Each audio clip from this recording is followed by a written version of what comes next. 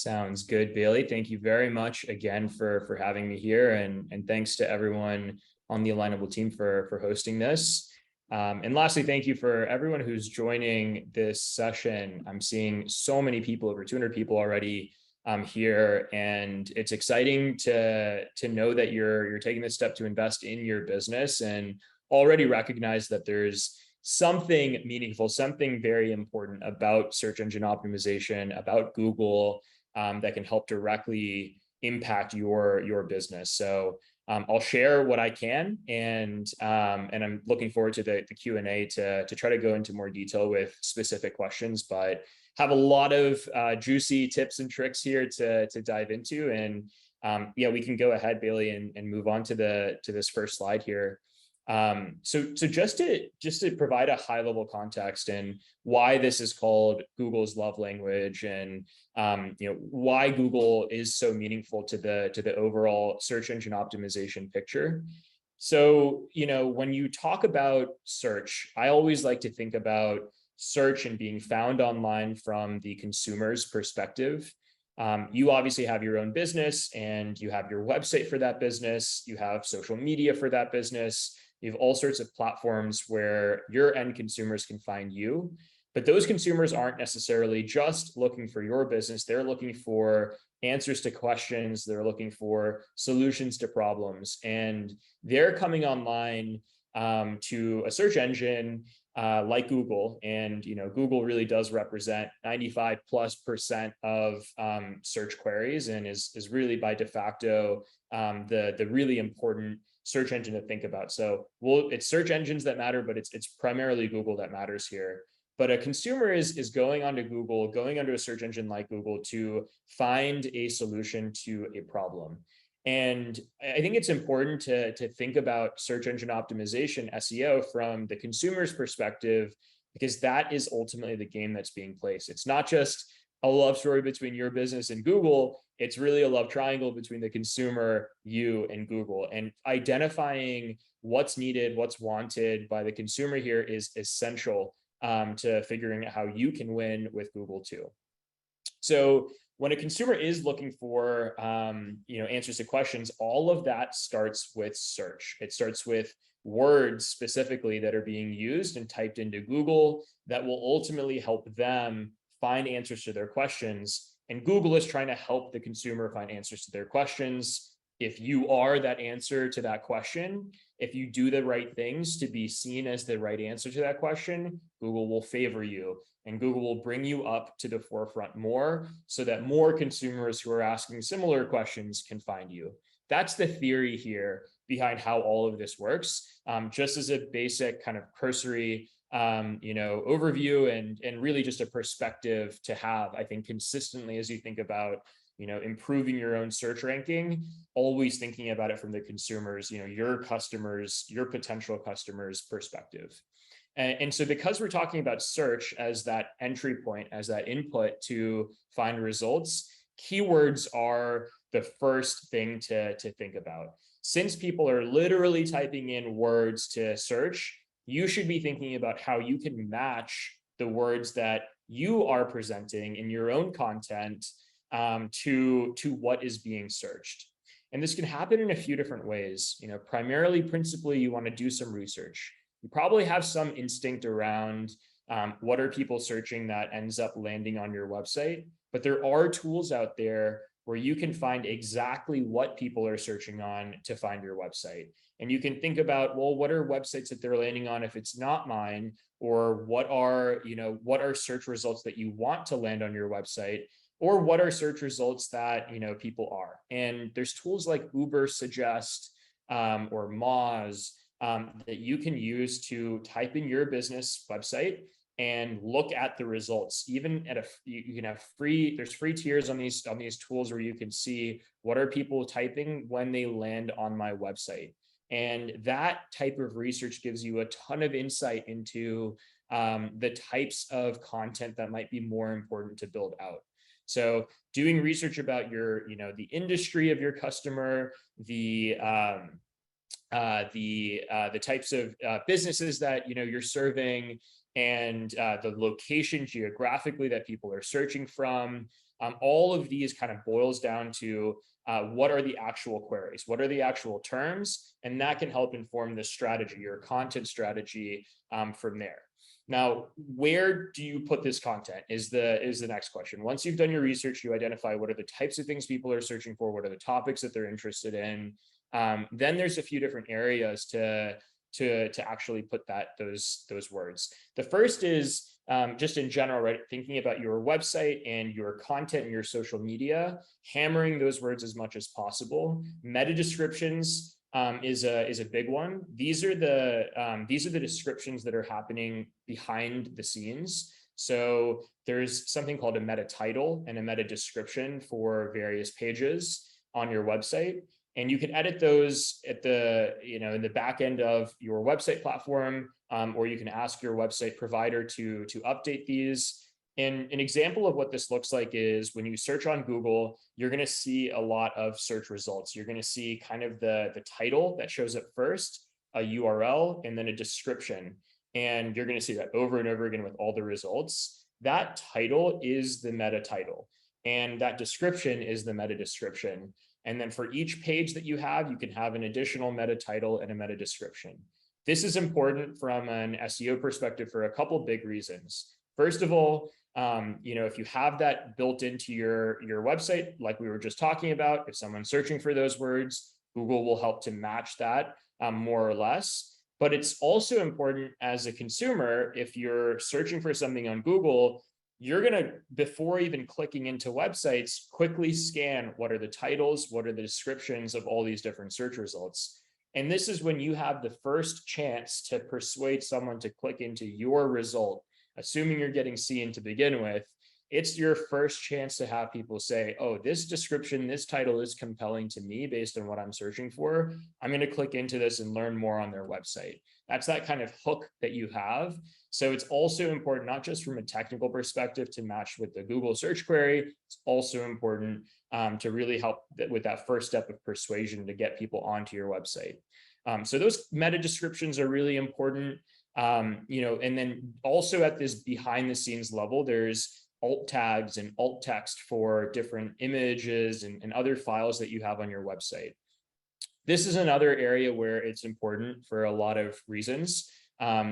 First of all, for Google to be able to identify that someone's searching for something that is matched with a graphic or an image or a file that you have, it's not going to be able to automatically understand, this picture of what your service is or what your product is exactly what someone's searching for, unless you have these tags that are written explicitly behind the scenes that describe what that image is. And so that's what this alt tag is. It's more or less a description of a file of an image that is Google search readable, that then they can match to what someone's searching for. It's also becoming more of a de facto standard from an accessibility perspective to have these alt tags in place, because for a lot of people who are, for instance, visually impaired, not being able to see what these images actually are, these alt tags provide a voice description of what the images are, what the graphics are, what the file is.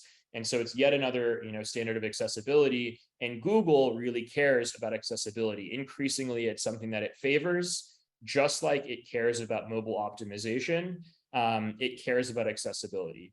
And going back to thinking about it from a consumer's lens, we also want to think about it from Google's lens. And they really care about consumer behavior overall. They know that a lot of people are coming to these websites and searching on their mobile devices. They also know that increasingly there needs to be accessibility standards that are met. So having something like alt tags and alt text is a really important way to be able to match up what people are searching for with the content on your website.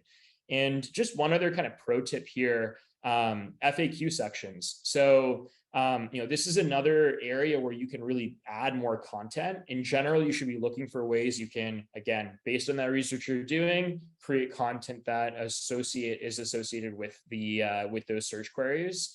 And, you can write blog posts, which we highly recommend. You can create social media posts, which we highly recommend, but another great way to just create rich content that is attached to what people are searching for is having an FAQ section. First of all, it's going to help people who are on your website actually answer questions without needing to call you or without needing to go through some support line. But second, again, from a keyword perspective, you can bloat this with stuff that you're looking for people to search for and be able to match that content up. So no magic formula, I should say, for SEO to make it work. A lot of it is experimentation, but research first and then finding ways to implement keywords is one great high-level strategy to succeed with Google. All right, we can go to the next slide here.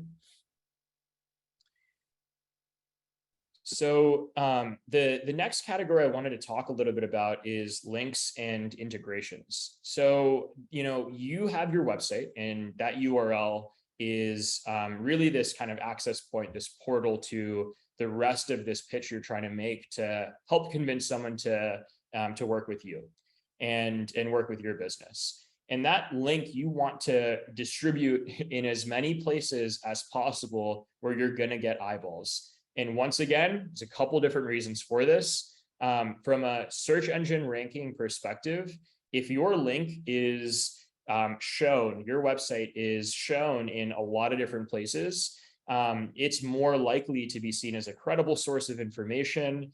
And especially if the content around that is consistent, it'll be seen as a credible source of information. And so, and then of course, secondarily, as people are looking on various platforms, on blogs, on social media, if they're seeing, it gives more visibility to your website URL.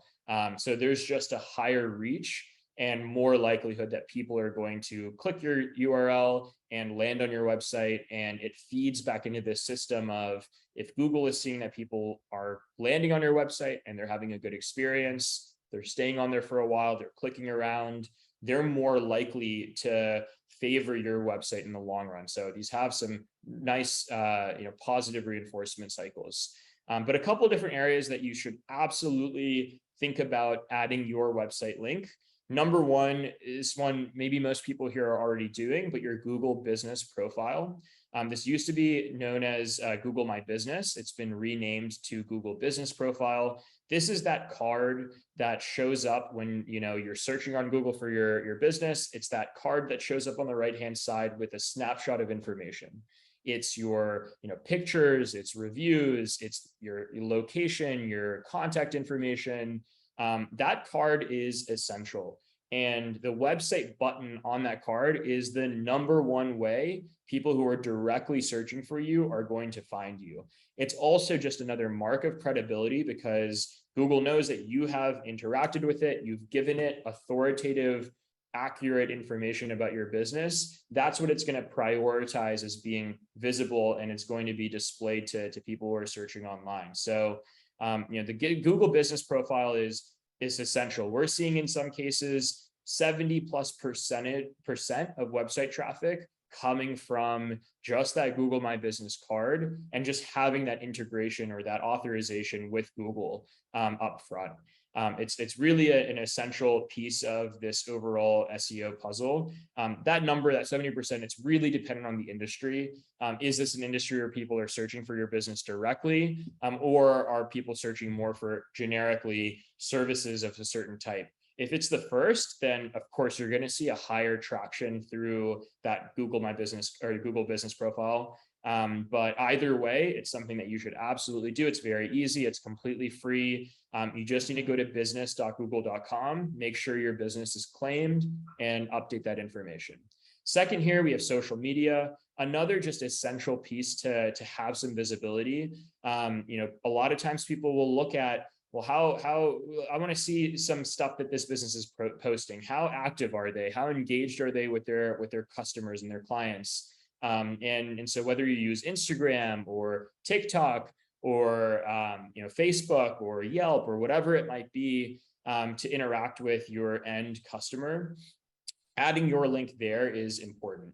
And then once you have it, of course, this is a little different from links integrations, but be posting often and be tracking what response there is to those posts. That'll help inform what kinds of content, what kinds of messaging really resonates And again, that goes back to the keywords aspect, where you can then implement that content on your website and on your social media, again, in other areas that your customers are finding you. This is a nice to have. If you can find ways to get press and get featured in various areas, this will be awesome. It's just another way to get a lot of eyeballs on your website. We always recommend, if you do get posted or you do get featured somewhere, add a URL to that press post onto your website. It's a great mark of credibility to be featured in any sort of publication, and it creates another virtuous cycle of traffic going one way and the other. And so we always recommend, making a social post. You can reuse a lot of this content that you're creating, but if you get featured in some article, make a post about it and celebrate that and post about it on your website, so you can continue to drive more linking behavior. Backlinks here is another really important piece. You don't want to just have all the traffic going to your homepage.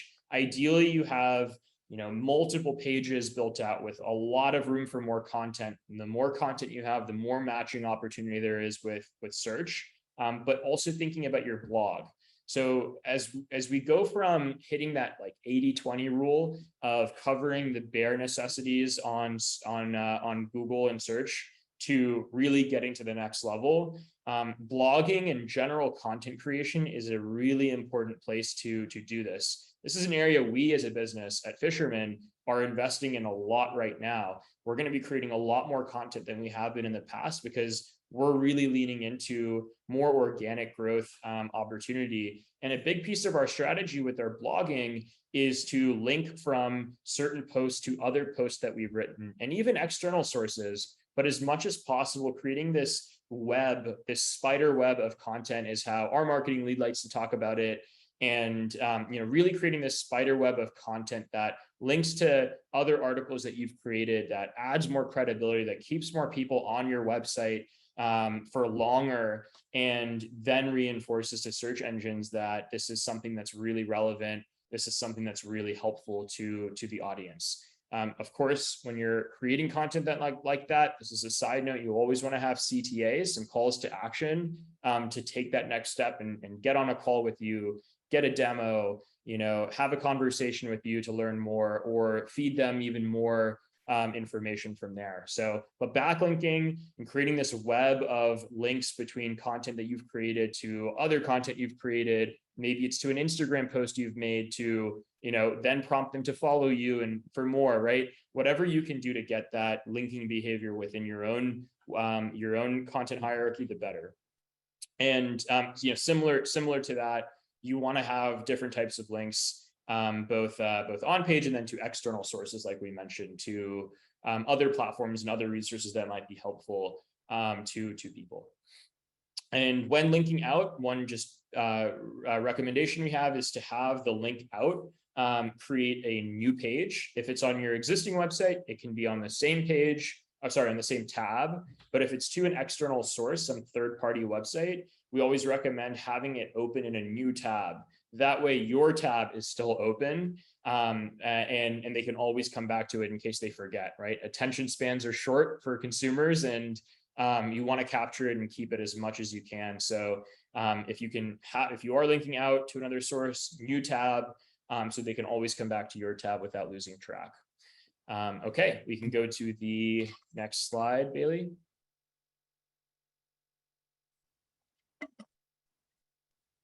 All right, so keep content fresh.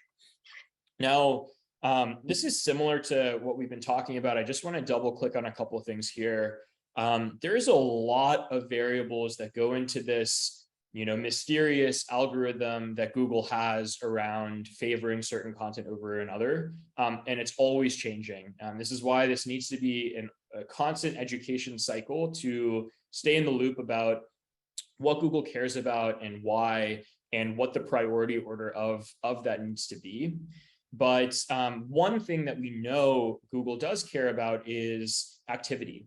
And you want to kind of have your content that you're producing be fresh, because consumer behavior is changing, And Google generally favors accounts that are producing regularly and are showing that they are continuing to add value to the ecosystem. So it's something that's really valuable. You can't just create a bunch of content, leave it there. It's obviously a good start, and it's a great way to start gauging what's working, what's not. But you also want to keep adding new content and giving people something that they can continue to look at. So freshness, how recent are your publications is taken into account, and also are you writing about new things, as well as is taken into account. The best place, right, for content management is on your blog. Ideally, right, this blog is part of your own website hierarchy, so you're collecting all that SEO benefit yourself. And again, you want to write for keywords here, like we've been talking about. Something else that we haven't spoken too much about is just consistency of this content across platforms. So as you're updating and making new posts on social, on your blog, on ads, right, keeping a consistent message across the board is also important. If Google sees that the way your business is described is consistent across the board, they're going to believe that that is correct information and that is authoritative information, especially if it's the same information that matches what's on your Google business profile. So making sure there's some consistency, especially for your core information, is something that we'd recommend. There are tools out there like Yext and other listings management platforms that will help you manage all of your core information across all platforms at once from one place. But this is something that we recommend. The third is to just self-audit regularly. So we're actually going through this process right now with our blog content of reviewing and refreshing a number of our blog posts to be more up to date and to be more relevant to what people are searching for, and to backlink more and do more of these behaviors that we're talking about today. So it's a good opportunity always, if you've already written something, right, it saves you time than having to rewrite it completely, to revisit it and audit it and make sure that it's still holding up to the right standards, that it's really catering to the right keywords, and that it's staying fresh. So always recommend this. You might notice this when you're looking at different blogging sites, that the last published date, even for something that came out a while ago, might be more recent. And that's because they're probably doing the same thing. It's good from a fact-based perspective, but it's also good from an SEO perspective. Pop-up messages and announcement banners. This is just a great way. We talked about attention spans and how important keeping attention is. Capturing attention through pop-up messages and announcement bars is another great way to, whatever your most important piece of information at the time is, to drive people towards that. We always recommend having kind of time based pop-up messages where you have a start date and an end date. And that's also a good forcing function for you to know that you should create another pop-up banner after that. And whatever your most important message is, maybe it's, hey, we have this new blog post we want you to check out. Or maybe it's, that we have a special that we're offering for a menu item on our menu, or it's a holiday that's coming up and you want to talk about a promotion that you're running for Halloween. Whatever it might be, using that as a primary driver to attract that attention is a great way to drive people to it. And then, where it relates to keeping the meta version of this is it's really driving more people to your most recent blog, and then you create that virtuous cycle again. So I think auditing regularly and then pop-up messages and announcement banners, another great way to do it.